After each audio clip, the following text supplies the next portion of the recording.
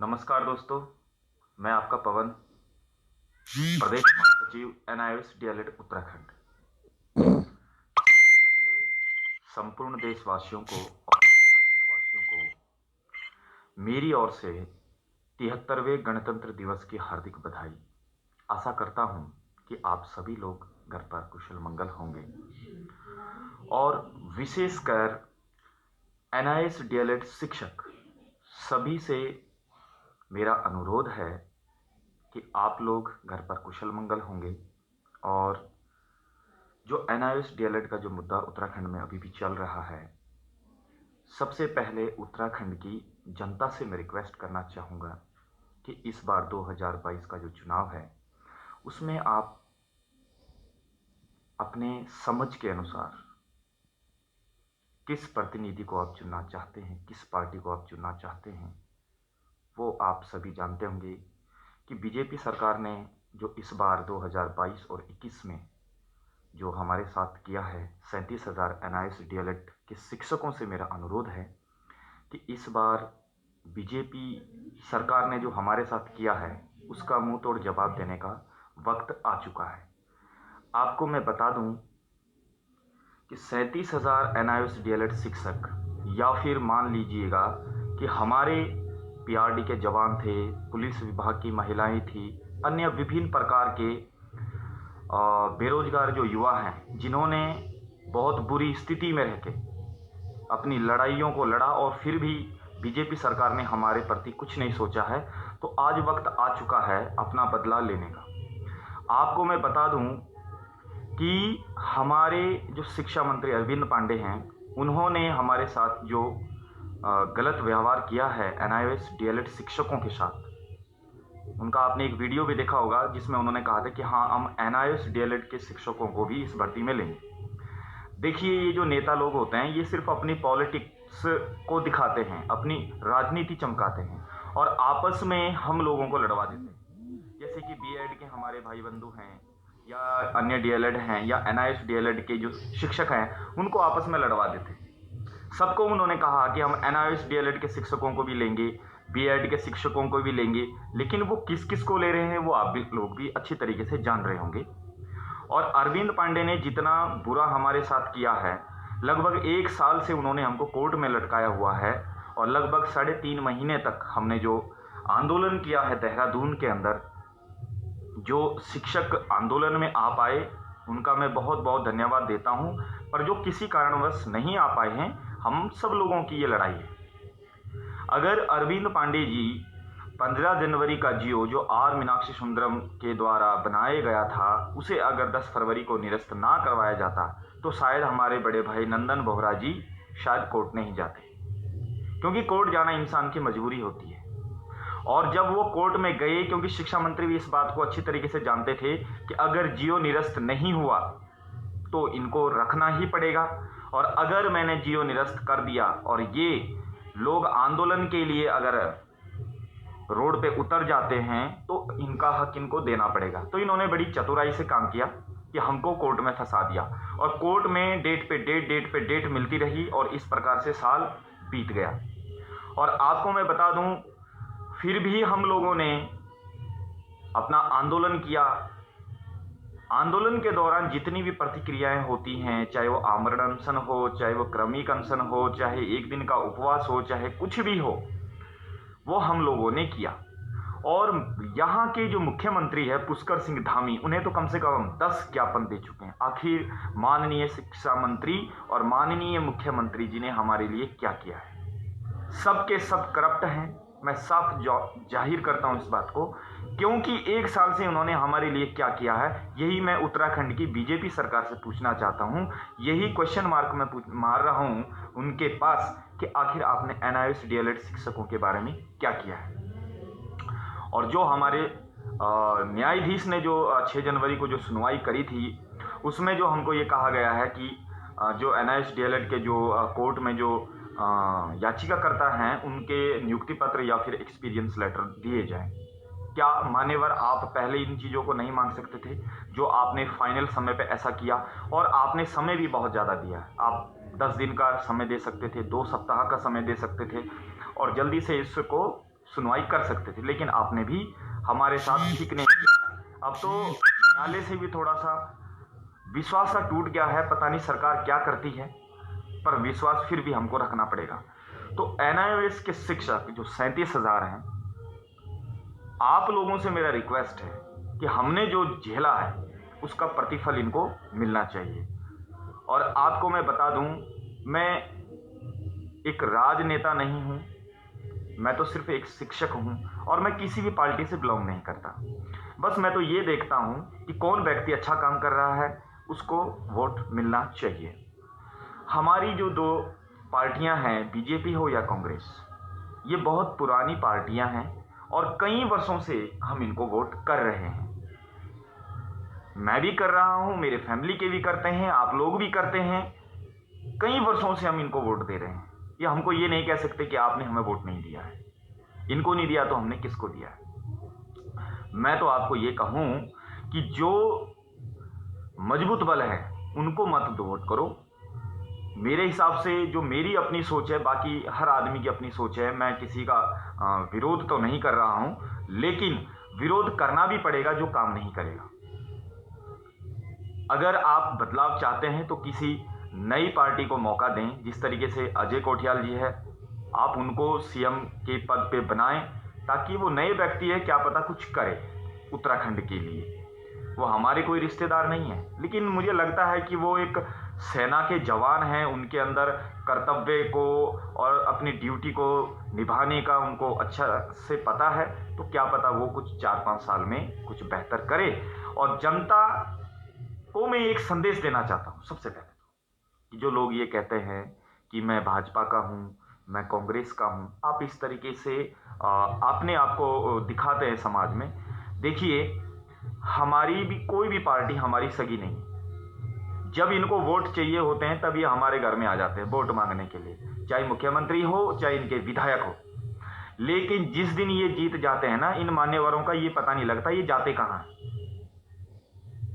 आज ये तुमसे दोस्ती भी करने के लिए आते होंगे, घर पे हाथ मिलाने के लिए भी आ रहे होंगे, तुम्हें अपना भाई बना रहे होंगे।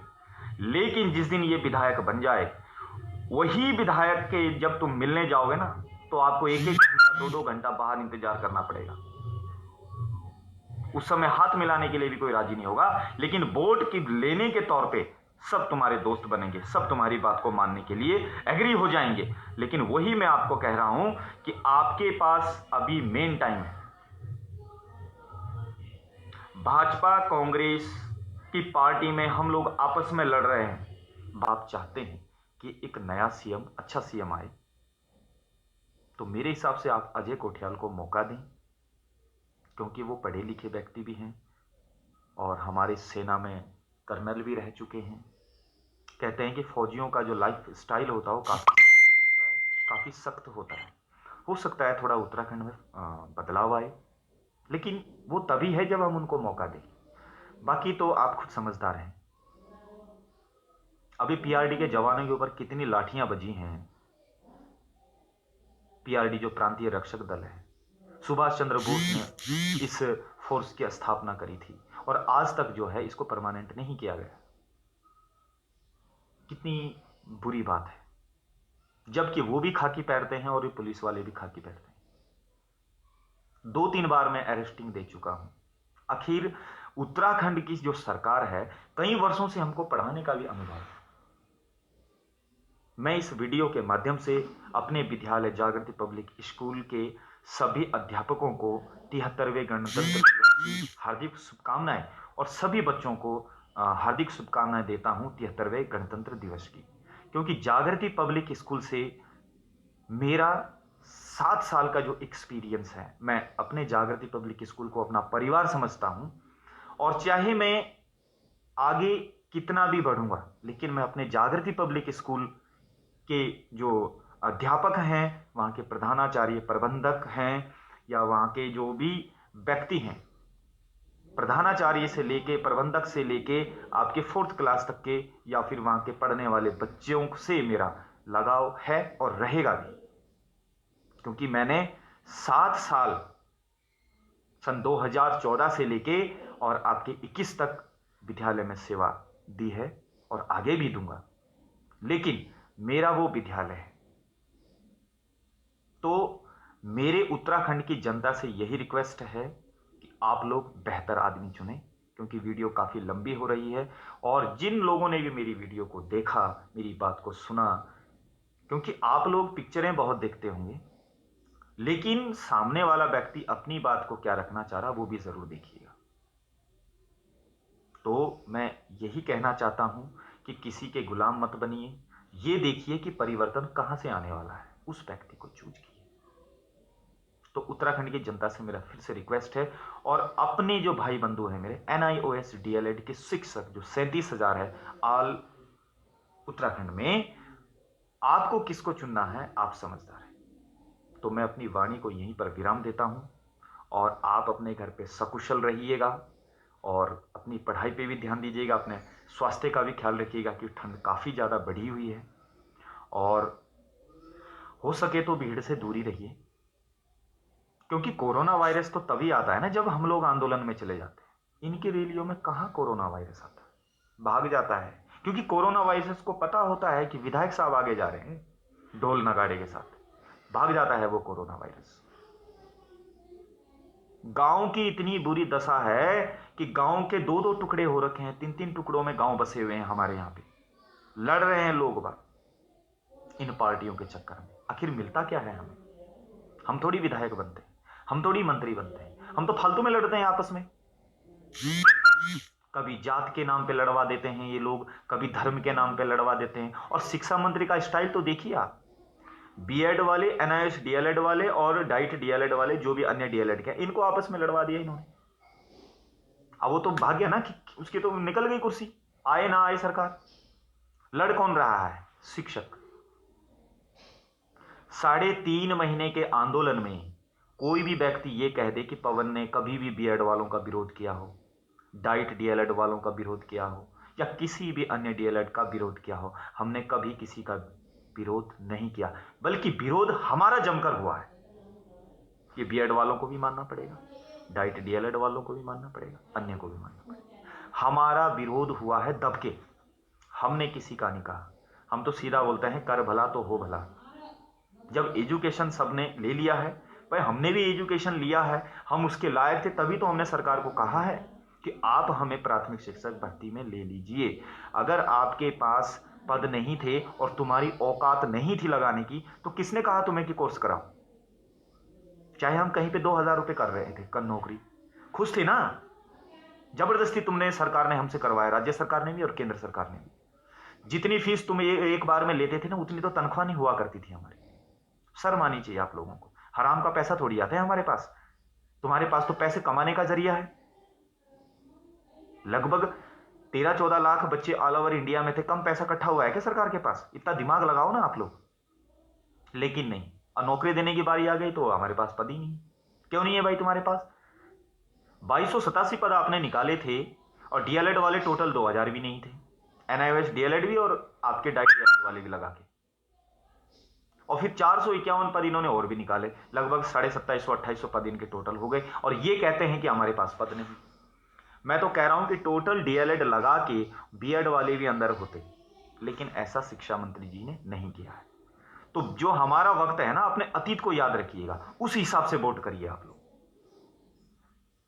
NIOS DLED के जो शिक्षक हैं, जो आज भी सड़कों पर धक्के खा रहे हैं, सिर्फ और सिर्फ बीजेपी सरकार, धामी सरकार की वजह से और शिक्षा मंत्री अरविंद पांडे की वजह से हुआ है ये सब। अब आगे क्या करना है जनता के हाथ में है, जनता अपना वोट करे अपने हिसाब से।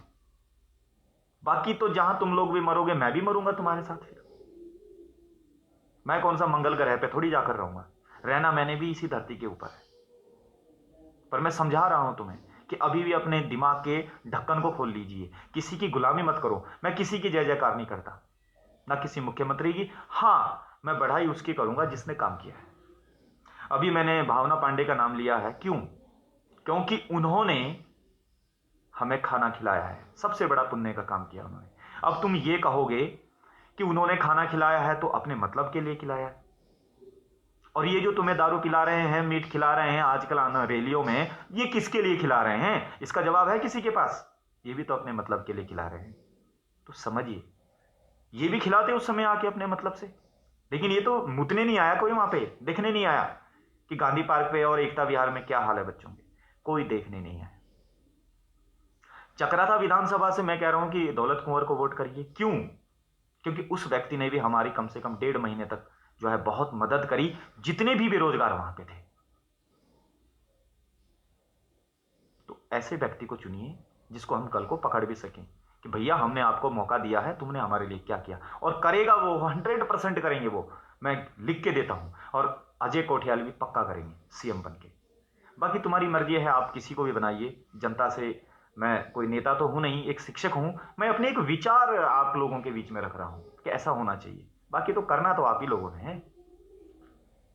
आप ही लोग एक एक, आप मान लीजिए मैं एक शिक्षक हूं और मैं प्रत्येक साल एक ही आदमी को मॉनिटर बनाऊं क्लास का, तो क्या वो परिवर्तन है? नहीं। इस बार अगर रोहित है क्लास मॉनिटर, तो अगले बार रवीना को बना दीजिए। सबको मौका मिलेगा ना आगे आने का। लेकिन तुम एक ही व्यक्ति को महत्व दोगे और बाकी तो फिर तो डब्बू बन जाएंगे ना बच्चे। तो वही सीन है इस पॉलिटिक्स का भी। आप दिमाग से काम करिए। जनता से मेरा रिक्वेस्ट है कि अभी भी आप लोग जागो। नहीं जागोगे तो तुम्हारी मर्जी रहेगी।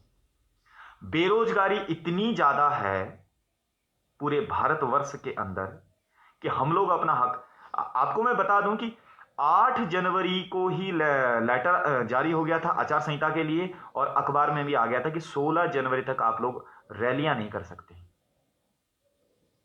आंदोलन के लिए। और इनकी अपनी रैलियां हो तब कुछ नहीं। और हो रही है क्या? तुम लोग नहीं देख रहे हैं? तुम्हारी आंखें फटी हुई हैं क्या? हर विधानसभा में, हर गांव में, हर शहर, हर कस्बे में जो है इतना मतलब जन सैलाब उबड़ा हुआ है। लोग झंडे ले लेके जा रहे हैं जैसे कोई पता नहीं वहां पे चीन को मारने के लिए या पाकिस्तान को मारने के लिए जा रहे हैं।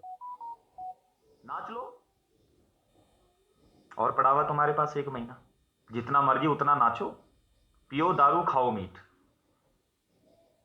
10 मार्च के बाद देख लूंगा मैं कौन सा कितना नाच रहा रोड पे, एक भी नहीं दिखने का। क्योंकि जो जीतेगा वो अपनी कुर्सी पे बैठेगा जाके, वो तुम्हें फिर दारू नहीं पिलाने का। इसलिए बिको मत। हमेशा तो तुमने अपने घर खाना है, एक दिन वहां जाके चटकारा मार लोगे, उससे कुछ ना होने वाला है। समझे आप मेरी बात को, मैं क्या कहना चाह रहा हूं? बदलाव लाओ। अब बदलाव तभी होगा जब हम आदमी बदलेंगे। सोने के लिए जब करवट बदलनी पड़ती है ना, तभी आनंद आता है। एक ही करवट सोगे रात भर तो भैया दर्द होता था, सुबह के लिए बोलते हैं अरे मेरी कमर में दर्द हो गया और मेरे इस जगह पे दर्द हुआ है। तो कहने का यही मतलब है कि मैं किसी का विरोध नहीं कर रहा हूं, मैं बदलाव की भावना से बात कर रहा हूं। यूज करते हैं पॉलिटिक्स, तो इतनी गंदी चीज है कि अपने भाई को भी नहीं बख्शते ये लोग, तो मुझे और तुम्हें तो क्या बख्शेंगे। तो क्या करना है वो आप लोग जाने, आप समझदार हैं। एनआईएस डीएलएड के सभी शिक्षकों को मेरा पुनः प्रणाम कि आप लोग वोट देख कर दें, कि आप लोग वोट देख कर दें। पीआरडी के जवानों से भी मेरा रिक्वेस्ट है, पुलिस विभाग की महिलाओं से, और जितने भी अन्य संगठन देहरादून के अंदर थे, उतनों का नाम मैं नहीं ले सकता क्योंकि 1-2 होते तो मैं लेता। सबसे रिक्वेस्ट है कि आप अपने हिसाब से वोट करें। और जिन्होंने भी मेरी बात को अभी तक सुना उसके लिए धन्यवाद, और 73वें गणतंत्र दिवस की हार्दिक शुभकामनाएं देता हूं, और आशा करता हूं कि आप लोग अपने घर पे कुशल मंगल होंगे। जय हिंद।